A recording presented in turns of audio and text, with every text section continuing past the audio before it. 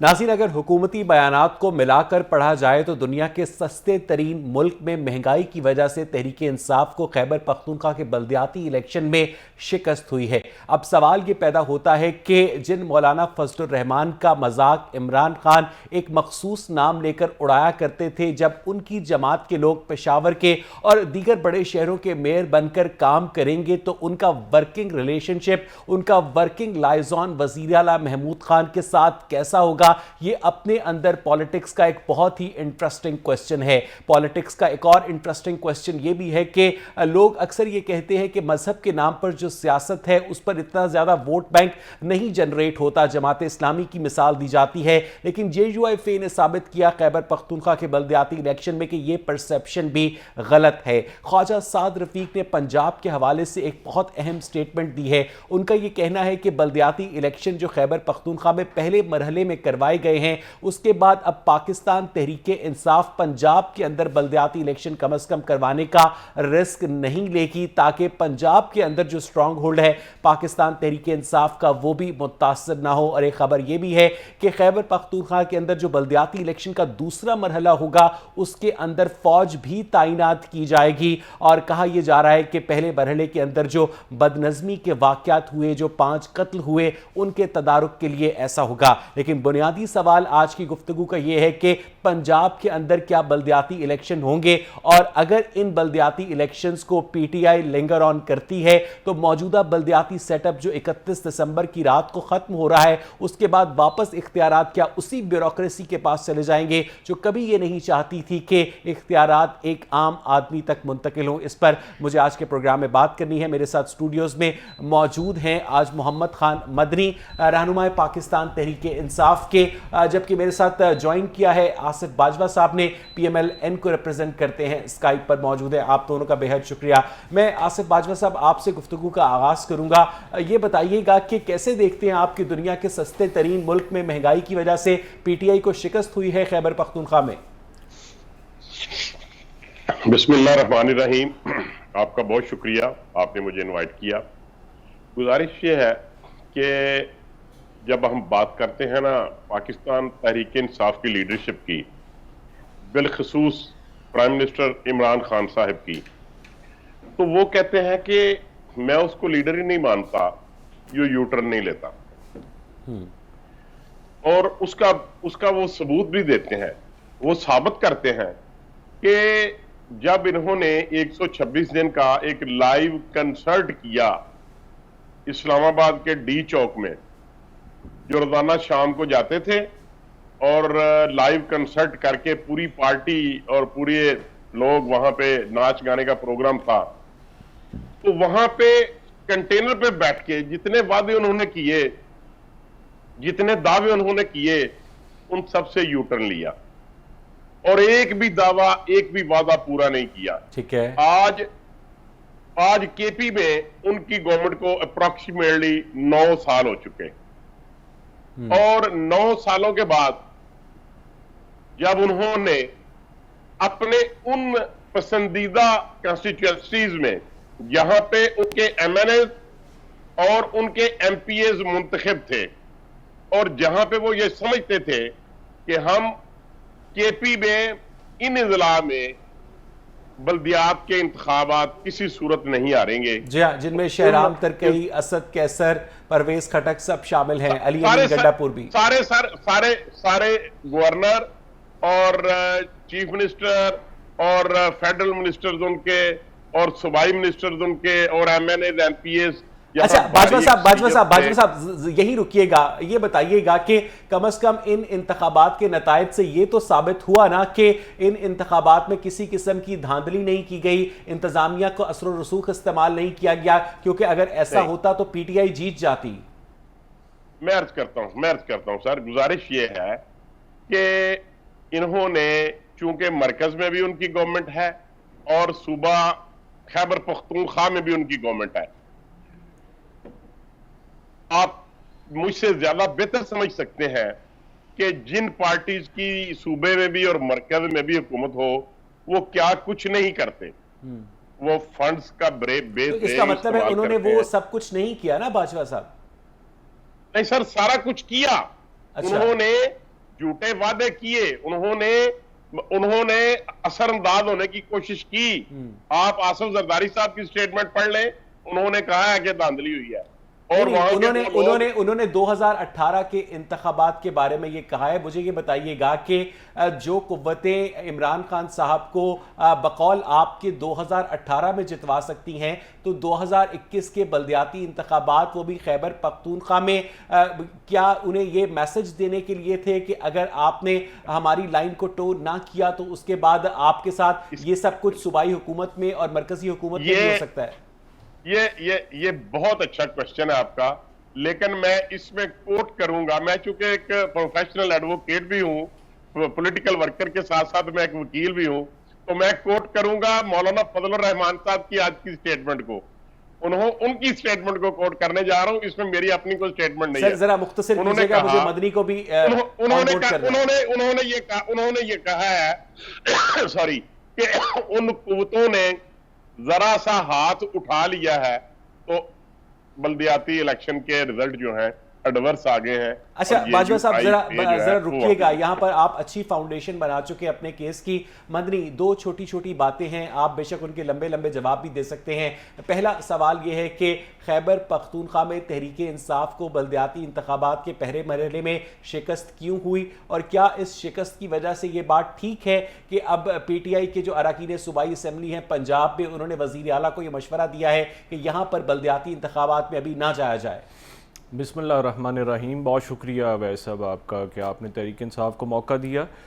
पहली बात तो ये है कि इस सारे के सारे प्रोसेस में, जिसमें आज अपोजिशन जो है भंगड़े डाल रहे हैं, वगले बजा रहे हैं और हुकूमत का मजाक उड़ा रहे हैं, एक बात तो क्लियर है कि जो आपने भी क्वेश्चन उठाया कि इलेक्शन फ्री एंड फेयर करवाया है, जो कि आज तक इसका प्रेसिडेंट नहीं है। सबसे बड़ी कामयाबी PTI जीती है या हारी है, मैं समझता हूँ इंट्रिंसिकली PTI और खुसूसन इमरान खान जो है वो जीते हैं इस सारे प्रोसेस से, क्योंकि आज तक डायरेक्ट वोट से ये जो है कोई भी बल्दियाती इलेक्शन मेयर का आज तक नहीं हुआ 70 साल तारीख में। इमरान खान साहब जब 2018 से पहले 1 घंटा तवील मेरी उनके साथ नशिस्त हुई। आपको मैं मुबारकबाद दूं कि पाकिस्तान तहरीक इंसाफ पाकिस्तान में बल्दियाती इंतखाबात के अंदर अखलाकी फतह हासिल कर पाई है। जी ऐसा ही है, बिल्कुल। इमरान खान साहब ने वो काम किया है जो 70 साल में नहीं हुआ। डायरेक्ट इलेक्शन से मेयर आपका चुना गया है, नीचे बल्दियाती इलेक्शन डायरेक्ट हुए हैं, फ्री एंड फेयर हुए हैं। इसी नतीजे में किसी किस्म की कोई मैनिपुलेशन सिटिंग गवर्नमेंट ने। मुझे ये बताएं कि आपको अफसोस नहीं होता कि आपके स्ट्रॉन्ग होल्ड से आपकी वो भी बात ने आपको रिजेक्ट कर दिया? अच्छा, वो भी उस पर भी आपकी बात का जवाब दे देता हूं जी। पहली बात तो ये है, जो मैं अर्ज ये पहले कर रहा था, कि ये एक बहुत पाकिस्तान की फतह हुई है कि पहली दफ़ा ऐसा निज़ाम जो है बल्दियात का, गो इसमें गवर्नमेंट को रगड़ा लगा है, मगर अपनी ज़ात से बाहर निकल के गवर्नमेंट ने, इमरान खान ने बेहतरीन निज़ाम जो है पाकिस्तान में मुतारफ कराया है। नहीं है कि अवाम ने आपको, और मैं आपको पेशन गोई कर दूं, नहीं ऐसा नहीं, मैं आपको अर्ज करूँ, मेरी सुन लें थोड़ी देर बाद, उसके बाद मैं आपकी बात क्लियर हो जाएगी, कन्फ्यूजन दूर हो जाएगी। पहली बात तो ये है कि पहली दफ़ा ये तारीख रकम हुई है कि इमरान खान ने बेहतरीन ज़बरदस्त तरीके से direct free and fair election करवाया है। ये 70 साल तारीख में नहीं हुआ, और ये एक बहुत बड़ी तब्दीली का पेश खैमा है। मेरी आप बात याद रखिएगा, ये कोई आम बात नहीं हुई है 70 साल में।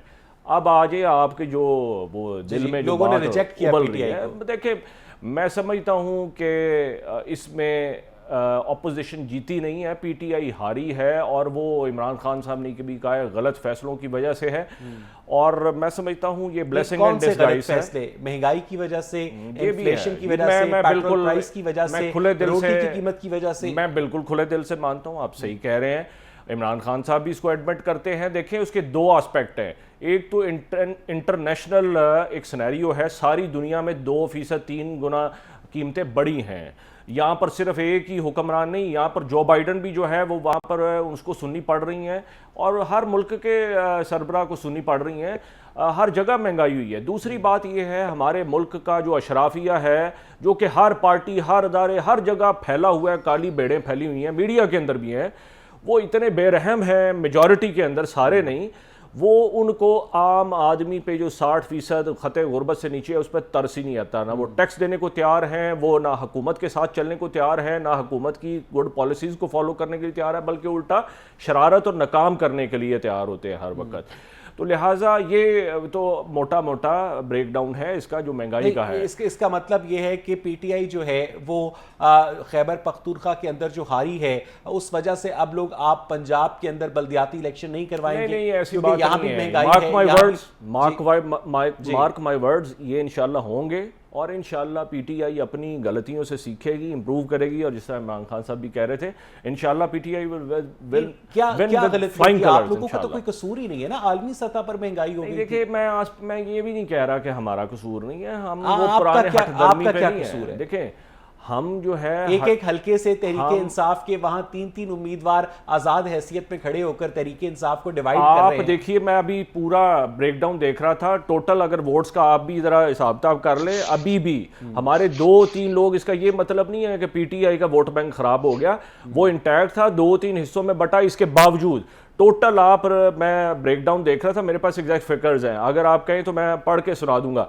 सारी पार्टियों से ज्यादा कुल मिला के वोट जो है पीटीआई का अभी भी ज्यादा है। फजलुर रहमान, सो कॉल्ड फजल बराए रहमान जो है, वो मैं तो समझता हूँ अगर अभी भी आपके convinced लीडर हूँ। का नाम बिगाड़ा जाए तो आपको कैसा देखे लगेगा? मैं वो तो कौन से कसर छोड़ते हैं, कौन सा गंद नहीं उछाला उन्होंने exactly। पीटीआई के ऊपर। किसी के नाम के साथ तो नहीं खेलना चाहिए ना। नहीं मर्दी देखे का वो तो कौन सा काम मैं आप तो अपने लीडर की पॉलिसी पर अमल ना करें ना, जो कि देखिए, मौलाना को तरह तरह के आपको नाम अर्ज देते हैं। मैं आपको एक अर्ज करूं कि अभी भी मैं कन्विंस हूं पीटीआई का वोट बैंक इंटैक्ट है, और अच्छा। सबसे ज्यादा पीटीआई ने कुल मिला के वोट लिया तो है। फिर वो कौन सी गलतियां है हैं जी। जिनकी वजह से देखिए, आप लोगों ने कहा है कि हमारा वोट बैंक मैनेजमेंट हमें बेहतर करनी पड़ेगी इंशाल्लाह, हमें अपनी पॉलिसीज रिव्यू करनी पड़ेंगी, हमें अपनी सफ़ों में छुपे हुए जो है नकम्मे अच्छा, हैं, ये हमें बताइएगा उनको कि वजीर आला के छांटना साथ पड़ेगा। पेशावर का जो मेयर होगा, जो कि मौलाना फजलुर रहमान की हिदायत पर अमल कर रहा होगा, कैसा वर्किंग रिलेशनशिप होगा उसका? आप इंशाल्लाह चलने दें, ये निज़ाम आया है। मैं कहता हूँ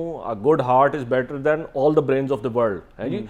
मैं समझता हूँ इमरान खान साहब की नीयत साफ है, अल्लाह ताला रास्ता बनाएगा। और कई दफ़ा हर रोज़ मैं सुनता रहा हूँ 3 सालों में, आज गई, कल गई, परसों गई, थैंक यू सो मच, मगर इंशाल्लाह ताला हम बेहतर करेंगे। उनका ये कहना था कि खान साहब की नीयत साफ है और पंजाब के अंदर बल्दियाती इलेक्शन डिले नहीं होंगे। आप समझते हैं कि पंजाब के अंदर बल्दियाती इंतखाबात हो पाएंगे मार्च तक, जैसा कि वादा किया गया था पीटीआई की जानिब से? जी देखिए, इससे पहले मैं ना, मदनी साहब मेरे भाइयों की तरह हैं, बड़े बड़े रिस्पेक्टेबल है मेरे लिए, इनके साथ बहुत प्रोग्राम्स किए हैं। मैं इनकी 1-2 बातों का जवाब देना चाहूंगा, फिर मैं आपके जवाब की सवाल की तरफ आऊंगा। मैं इनकी बात को तस्लीम करता हूं कि इमरान खान नियाज़ी साहब ने वो काम किया है जो 70 साल में नहीं हो सका। इमरान खान ने सबसे पहले ये काम किया है कि उन्होंने जो काम कश्मीर में हुआ, कश्मीर के अवाम के साथ हुआ, वो 70 साल की तारीख में नहीं कर सके। इमरान खान ने वो काम किया डॉलर के साथ 182 रुपए में ले आए, जो 70 साल में नहीं हो सका। इमरान खान ने जो एक कर्जा था, जो पाकिस्तान का कर्जा था, जितना इन्होंने बढ़ा दिया 70 साल में नहीं बढ़ सका। इजाफा किया इन्होंने। इमरान, ये सब बातें मुझसे, इमरान खान ने पेट्रोल, इमरान खान ने आटा, इमरान खान ने चीनी, इमरान खान ने बाजवा साहब आप भूल रहे हैं, मदनी ने इन बातों का जवाब दिया है कि खान साहब की नीयत साफ है, and a good heart is better than 1000 brains. हाँ, बिल्कुल बिल्कुल बिल्कुल बिल्कुल, इसीलिए तो इनकी नीयत साफ है। तो 70 साल में वो काम नहीं लोग कर सके जो मैंने आपको गिनवाए हैं। ये इनकी नीयत साफ होने के बाद, तो बिल्कुल आपको लगता है बाजवा साहब के केपीके के रिजल्ट्स के बाद पंजाब के अंदर बल्दियाती इंतखाबात करवाने का रिस्क नहीं लेगी, और इस बात का मशवरा जो है वो पीटीआई के बहुत से अरकान ने दिया भी है? देखिए, ये चूंकि हर बात करके उससे यूटर्न लेते हैं। इन्होंने जो वादा किया है, इन्होंने जो एक चक्कर चलाया है, जो 3 साल हो गए इन्होंने पंजाब के बल्दियाती इदारों को तोड़ दिया, उनको खत्म कर दिया। इलेक्टेड लोगों को इन्होंने उनके ऊपर शबखून मारा, जिसको फिर वो लोग ऑनरेबल हाई कोर्ट में गए और वहां से रिलीफ मिला। उसके बावजूद इन्होंने 31 जनवरी तक के लिए इन्होंने उसको खत्म करने के लिए बकायदा गवर्नर बॉटम लाइन, क्या पंजाब में बल्दियाती इंतखाबात आप ये कहना चाह रहे नहीं होंगे? मुझे जी बिल्कुल नहीं करवाएंगे, ये बिल्कुल ऐसा रिस्क नहीं लेंगे, ये भागेंगे इन इलेक्शन से। अच्छा, ये तो नहीं करवाएंगे, ये नहीं करवाएंगे, वो तो अपने अंदर एक कॉन्स्टिट्यूशनल क्राइसिस हो जाएगा। मुझे ये बताइएगा कि आपकी पार्टी के अंदर जो इस वक्त तोड़फोड़ है, जलील शर्कपुरी साहब और दूसरे एक दो और MPs जो हैं, अशरफ अंसारी साहब, वो मुलाकात करते हैं वजीर आला उस्मान बुज़दार से, उनकी क़यादत पर एतमाद का इजहार करते हैं, अपने हलकों के लिए तरक्याती स्कीम्स लेते हैं। कोई पार्टी डिसिप्लिन की कोई इस तरह से खुल्लम खुल्ला खिलाफ वर्जी करता है, या हमजा शहबाज साहब की मामलात पर ग्रिप कमजोर पड़ती जा रही है? आसिफ साहब नहीं नहीं, मैं अर्ज करता हूं, ये जो 3 आपने नाम गिनवाए, इसमें एक फौत हो चुके हैं जहां पे भी खानेवाल में इलेक्शन हुआ, एक साहब वो भी थे, अल्लाह ताला उनकी मग़फ़िरत फरमाए, और इसके अलावा एक और, ये 5 आदमी थे, और 5 आदमियों ने अपनी, जब आदमी को पता होता है ना कि मेरी पार्टी के अंदर एफिलिएशन कमजोर पड़ी है और वो आगे जो इलेक्शन है उसमें टिकट के लिए इस तरह की उन्होंने कोशिशें की हैं, और इसके मुताल्लिक मैं आपको बड़ा क्लियर कट मैसेज देना चाहता हूं कि हमजा शहबाज साहब ने और पंजाब की पार्टी ने उनको शोकॉज नोटिस जारी किया। शोकॉज नोटिस पहले भी जारी हुआ था, उसके बाद भी कुछ नहीं हुआ था, ये कोई पहली मुलाकात नहीं है। मुझे पता है जी, सारी मुझे पता है इनकी ये तीसरी चौथी मुलाकात है, लेकिन चूंकि माजिद साहब जरा यहाँ पर तवक्कुफ कीजिएगा। मेरे साथ इस वक्त टेलीफोन लाइन पर इसार राना साहब मौजूद हैं, हमारे उस्ताद हैं, ग्रुप एडिटर हैं, सीनियर सहाफ़ी हैं, तज्ज़ियाकार हैं। इसार साहब, यहाँ पर हम बात कर रहे हैं कि खैबर पख्तूनख्वा में बल्दियाती इलेक्शंस में शिकस्त क्यों हुई खैबर पख्तूनख्वा को, और क्या इस वजह से पंजाब के अंदर बल्दियाती इलेक्शंस करवाने का रिस्क लेगी PTI? इसार साहब दे लें, कोशिश करेंगे। इसार साहब, आपको मेरी आवाज आ रही है?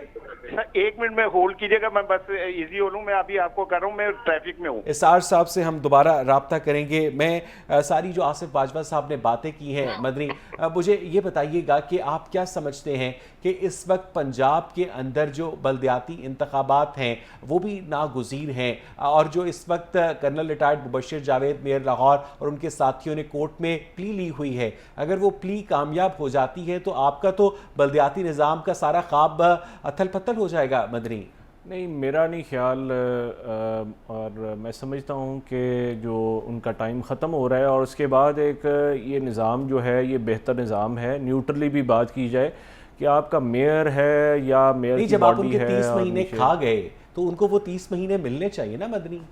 नहीं, देखें, मैं जो उन्होंने किया है, अभी भी उनको अथॉरिटी वगैरह मिली थी, तो मेरा ख्याल है, मेरी अपनी असेसमेंट है कि वो जो अपना जो निज़ाम अपने वक्त से ख़त्म हो रहा है, तो वो नहीं, वक्त पूरा कब करने दिया गया? 30 महीने तो आपने उनको दफ्तर में दाखिल नहीं होने दिया। वो 30 महीने उनका हक है, उनका आईनी हक है, वो आप उनसे कैसे छीन सकते हैं मदनी?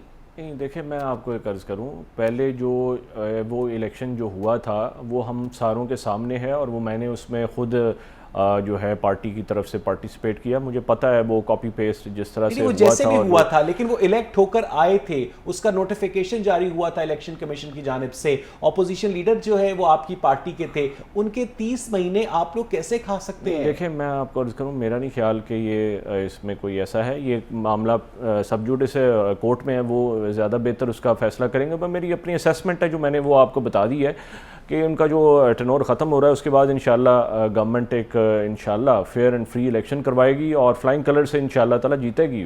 लेकिन और वो जो एक निचले सतह पर डायरेक्ट इलेक्शन का जो ख्वाब है हमारा, मैं समझता हूँ हकीकी जमहूरियत की तरफ, ये बहुत बड़ा एक संग मील है कि वन वे और द अदर जो भी उसके रिज़ल्ट आते हैं, आपका मेयर पहले ख़रीदो फ़रोख्त से बनता था, आप डायरेक्ट आवाम उसको वोट डालेगी, गली मोहल्लों के अंदर डालेगी, जो भी आप मसाइल होंगे आप दरवाज़ा खोलेंगे, आपके बाहर आपका लोकल गवर्नमेंट का नुमाइंदा होगा, वो उसके पास अथॉरिटी होगी, फंड्स उसके पास होंगे। ये अभी लोगों को अंदाजा नहीं है कि कितना बड़ा इनकलाब ये जो है उसकी तरफ पाकिस्तान आपको मतलब लगता है कि जब लोगों के चूल्हे में गैस नहीं आ रही होगी, लोग जब बगैर बिजली लिए सैकड़ों और हज़ारों के हिसाब से बिजली के बिल देंगे, जब वो 800 रुपये में मिलने वाली आटे की बोरी 1300 रुपये में ख़रीदेंगे, तो उसके बाद आपको पंजाब के बल्दियाती इंतखाबात में कोई वोट पड़ने का इम्कान है? देखिए, मैं आपको अर्ज़ करूँ, उसकी तो 2 बड़ी वजह मैंने को पहले भी अर्ज़ की हैं। एक तो ये है कि गैस जो है सारी दुनिया में और हम जैसे मुल्कों के अंदर सबसे बड़ा प्रॉब्लम रहा है। ये को पहली दफ़ा भी नहीं हुआ जब से हमने देखा है नहीं, वो गैस का वज़ीर प्रॉब्लम। तवानाई हम्माद अज़हर ने कहा था कि 3 टाइम दवाई की तरह गैस मिलेगी। वो गलत बात उसको इनकी है, उन्होंने इंश्योर करने का कहा था, ये नहीं था कहा कि 3 टाइम होगी। इंश्योर करने का क्या मतलब होता है? यानी कि उस वक्त तो बिल्कुल भी बंद ना की जाए, वो उन्होंने ये कहा नहीं आती है लोगों के घर। देखें ये को पहली दफा नहीं हुआ, मैं अफसोसनाक है, आनी चाहिए। आप लोग तो ईमानदार हैं, टाइम पर गैस इंपोर्ट करनी है, सिस्टम में डालनी है और लोगों तक पहुंचानी है। ये 3 स्टेप नहीं होते आप लोगों से।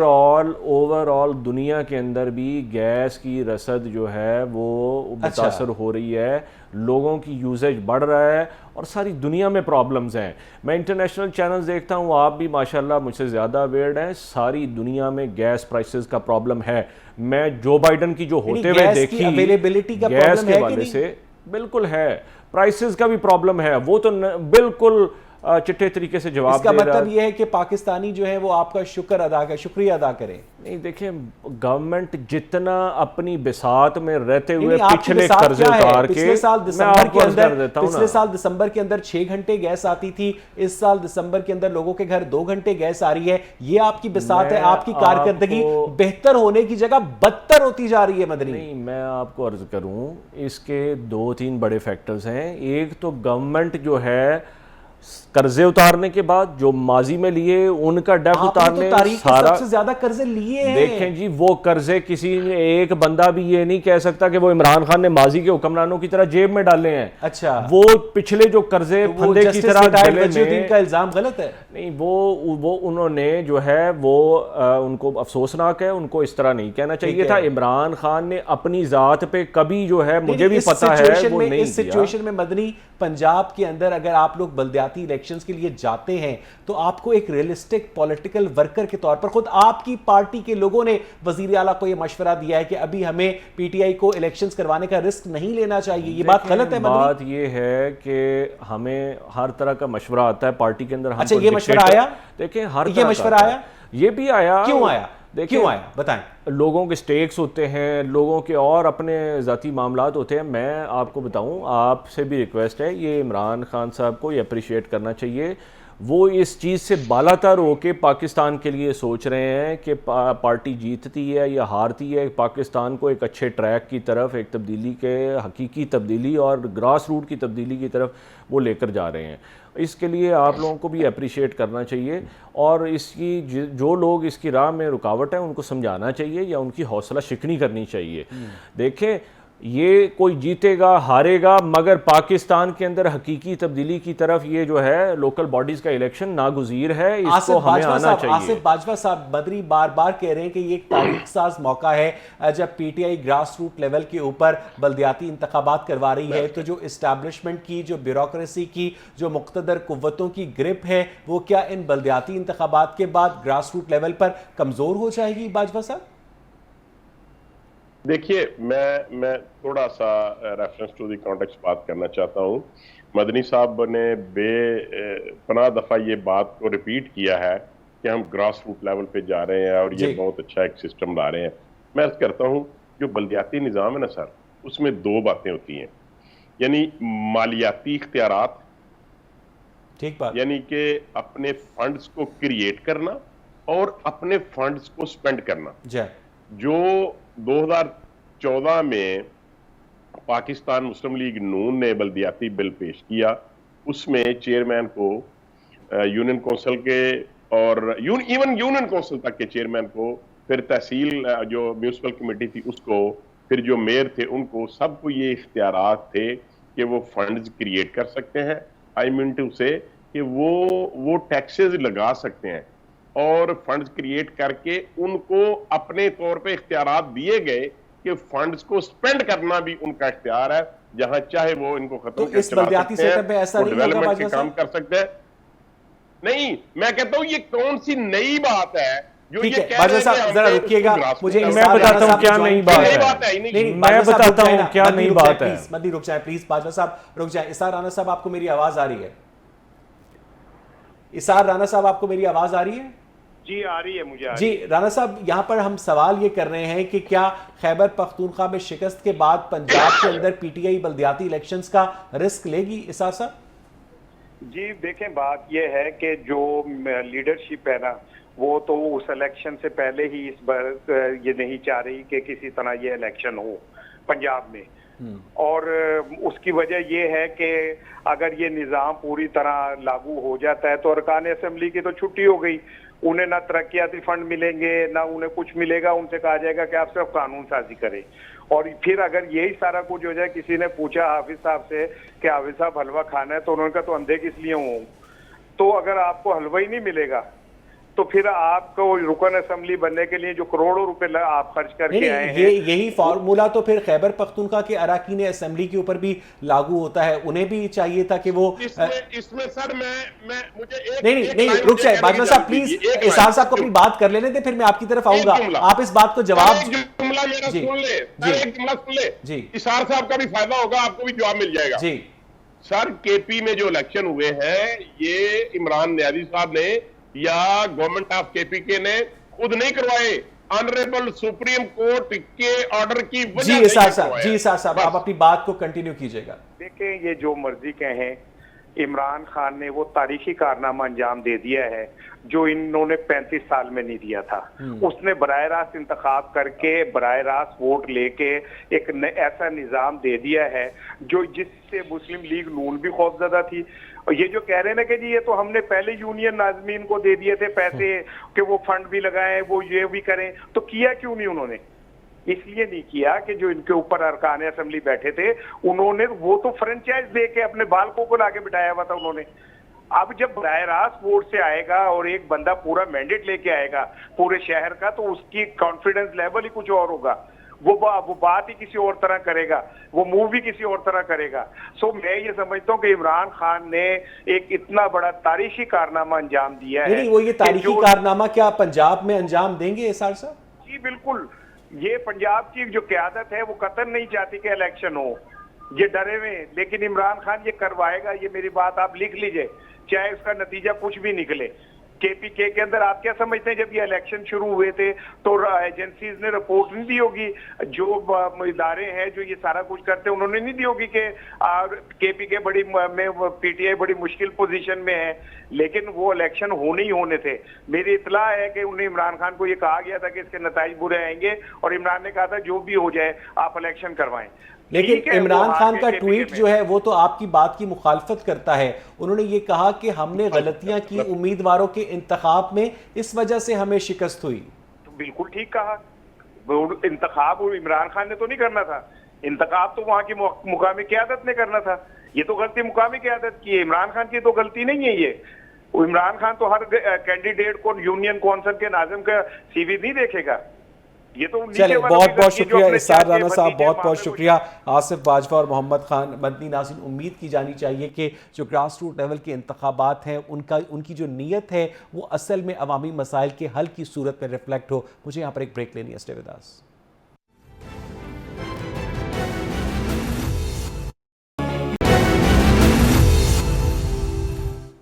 नाज़रीन, कुछ अरसा पहले ये खबर आई कि मुत्तहिदा अरब अमारात की हुकूमत ने मिनिस्ट्री ऑफ हैप्पीनेस के इजरा का फ़ैसला किया है और एक वज़ीर तैनात किया है जो आवाम की खुशी को यकीनी बनाएगा।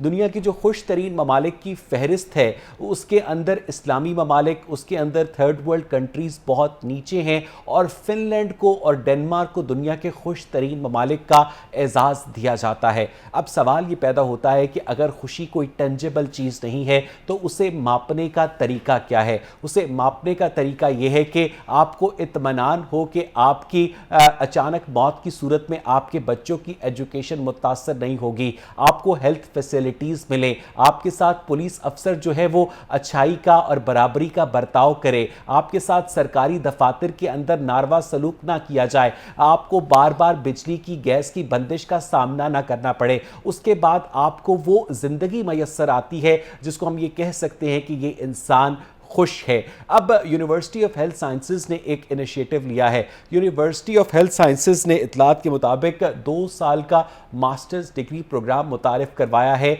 जो कि खुशी पढ़ाएगा, जो कि हैप्पीनेस पढ़ाएगा। मैं ये खबर सुनकर थोड़ा सा अजीब कशमकश का शिकार हूँ कि वो जज्बात जो कि टेंजिबल नहीं होते, क्या कल को कोई यूनिवर्सिटी सब्र भी पढ़ाएगी, कोई यूनिवर्सिटी मोहब्बत भी पढ़ाएगी, कोई यूनिवर्सिटी इंतकाम भी पढ़ाएगी, और यूएचएस इस डिग्री प्रोग्राम से क्या अचीव करना चाहती है और इसका मकसद क्या है? इस पर बात करने के लिए मेरे साथ मोहतरम डॉक्टर जावेद अकरम मौजूद हैं। एक नस्ल उन्होंने तैयार की है डॉक्टर्स की, बहुत ही मायानाज उस्ताद है, वाइस चांसलर है यूनिवर्सिटी ऑफ हेल्थ साइंसेज के। डॉक्टर साहब, बहुत बहुत शुक्रिया आपके कीमती वक्त के लिए। ये बताइएगा कि ये 2 साला डिग्री प्रोग्राम है क्या, इसका मकसद क्या है, इसको मुतारिफ करवाने का, इसका इजरा करने का ख्याल कैसे आया सर आपको, और क्या पहले भी कहीं ये लॉन्च किया गया? बहुत शुक्रिया जी आपका ये मौका देने का। और मैं थोड़ा सा ये आपके मैंने इंट्रो सुन रहा था और बहुत अच्छा माशाल्लाह आपने एनालिसिस दिया, लेकिन मैं इससे एग्री नहीं करता ज़्यादातर कि ये टेंजेबल नहीं है। हैप्पीनेस इज ए फीलिंग और ये बड़ी रिलेटिव चीज़ है। जो चीज़ मुझे खुश करेगी शायद आपको उदास कर दे। बादल आने से कुछ लोग खुश होंगे, सेलिब्रेट करेंगे, कुछ लोग बददुआएं देंगे, ये बारिश होगी तो पानी खड़ा हो जाएगा, और इस तरह की चीजें हैं। तो मैं ये समझता हूँ कि लोगों को अगर जो आपने चीजें कहीं कि वो हैप्पीनेस लाती कि पुलिस का रवैया आ जाएंगे, तो फिर तो हमारे लिए बहुत इजी हो जाता जी। लेकिन मेरे ख्याल में ऐसा नहीं है। ये लोगों के परसेप्शन को बदलना कि देखें वो जो चीजें आप कह रहे हैं वो तो अल्लाह करे कि हमारी जिंदगियों में हो जाएं और वाकई पाकिस्तान में हो जाए। तो इसलिए हमें इन्हीं हालात में सेलिब्रेट करना और खुश होना सीखना चाहिए। मैं आपको अपनी एक छोटी सी एग्जांपल दे देता हूँ कि मैं एक कॉन्फ्रेंस में गया और बहुत बड़ी कॉन्फ्रेंस थी और मैं प्रेसिडेंट भी था उस एसोसिएशन का जिसने इंतकाद किया था। मेरा जाते ही वहाँ जब जहाज से लैंड किया तो मेरा हाथ बहुत बुरी तरह जल गया। अब मेरी साथ जो साथी थे उनका ख्याल था ये बहुत हॉस्पिटल जाएगा, ये करेगा, तो मैंने उसको टॉलरेट किया और अपनी कॉन्फ्रेंस पूरी निभाई 2 दिन की। और उसके बाद से अब तक यानी कि इसको 6 माह हो गए हैं, रोज उस जख्म को मैं बढ़ता देख के खुश होता हूँ अर्ली मॉर्निंग में और अल्लाह का शुक्र अदा करता हूँ और कॉफी पीता हूँ और सेलिब्रेट करता हूँ। तो इसलिए ये तो चीजें जो हैं इनको आप हर चीज, हर कोई भी स्टिमुलस है उसकी रिएक्शन में आपका दोनों आंसर होते हैं। तो हमारा ये ख्याल है कि हैप्पीनेस की डिग्री में कि हम वर्ल्ड की ये जो चेंजेस अगर हम खुश होने के लिए पाकिस्तान को बदलना चाहते हैं तो वो तो हमारा बिल्कुल डोमेन नहीं। डॉक्टर साहब, इससे पहले कहीं पर ये डिग्री लॉन्च की गई है? जी। तो इसमें हम ये जो डिग्री का आप सिलेबस की बात कर रहे हैं इसमें बेसिकली 2 एस्पेक्ट हैं। ये खाली हैप्पीनेस की नहीं है, हेल्थ एंड हैप्पीनेस है। तो दोनों एक दूसरे से जुड़े हुए हैं। एक इसका फिजिकल पार्ट है जो फिटनेस पार्ट है, लाइफस्टाइल पार्ट है। आपका वजन कम होगा, आप एक्टिव लाइफस्टाइल होगा, आप एक्सरसाइज लाएंगे।